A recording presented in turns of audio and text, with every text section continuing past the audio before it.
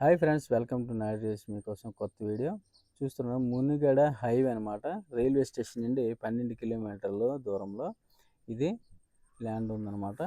చాలా మంచి land. Palm oil, cocoa, అలాగే వాటర్ సోర్స్ అయితే పెద్ద చెరువు ఉంది. ఇప్పుడే వేసవి మేలో మీకు అంత వాటర్ పుష్కలంగా ఉందంటే ఏ రకంగా ఉంటుందో మీరే చూసుకోవచ్చు.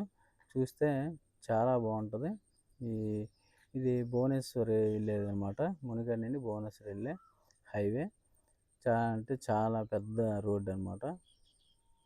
చూస్తుంటారు కదా, మనం ఆ తోటకి వెళ్ళడానికి టర్న్ అవుతున్నాం. సో ఈ హైవేకి కరెక్ట్గా 100 మీటర్లు కూడా ఉండదు నాకు తెలిసి. ఈ హైవే నుండే తోట కనిపిస్తుంది. సో ఇదనమాట దానికి మట్టి రోడ్డు. చూసారు కదా, తిరగడమే చెరువులో వాటర్ మీకు ఎంత గట్టిగా కనిపిస్తుంది చూసారా. చాలా పైకి ఉందా వాటర్. అంటే వేసవి మేలోనే ఈ రకంగా వాటర్ ఉందంటే నార్మల్ రోజులు అసలు ఈ పొలానికి అద్భుతమైన వాటర్ అనమాట. లాస్ట్ ఇయర్ దీనిలో అద్భుతం ఏంటంటే పుచ్చకాయ పళ్ళు వేశారన్నమాట. సో చాలా లాభాలు వచ్చాయి వాళ్ళకి.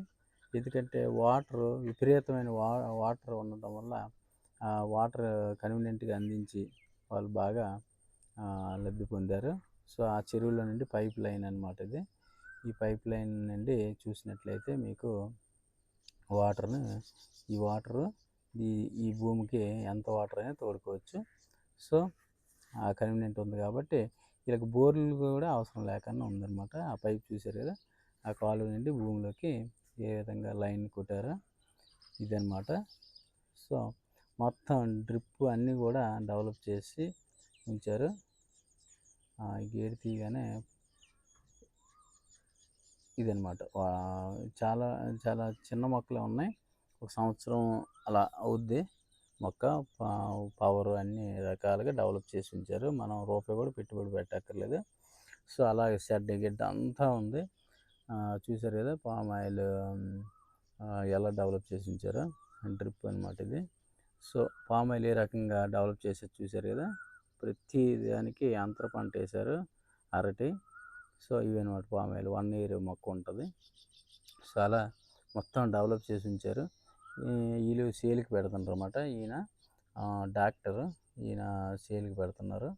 సో ఎవరికైనా ఇంట్రెస్ట్ ఉంటే మాత్రం ఖచ్చితంగా కొనుక్కోండి. ఇది ఒక 21 ఎకరా ఎక్స్టెంట్, మొత్తం 21 ఎకరా. మనకి 13 లక్షలు చెప్తున్నారు. సో మనకి తగ్గొచ్చు కొద్దిగా. బార్గెనింగ్ అనేది మనం మాట్లాడవచ్చు. మరి 10 లోపు ఎక్స్పెక్ట్ చేసిన వాళ్ళు దీనికి కాల్ చేయక్కర్లేదు. ఎందుకంటే ఈయన 10 లోపు అనేది ఇవ్వనని మనకి వేరే పార్టీ ద్వారా చెప్పాడు. సో వేరే ద్వారా అడిగించాం. సో ఏదైనా కానీ 10 అబవ్ కావాలి మనకి పెట్టగలం అనుకున్న వాళ్ళకి అసలు ఏం చేయక్కర్లేదు. మొత్తం డెవలప్ చేశారు. ఏ పంట కావాలంటే ఆ పంట వేసుకోవచ్చు.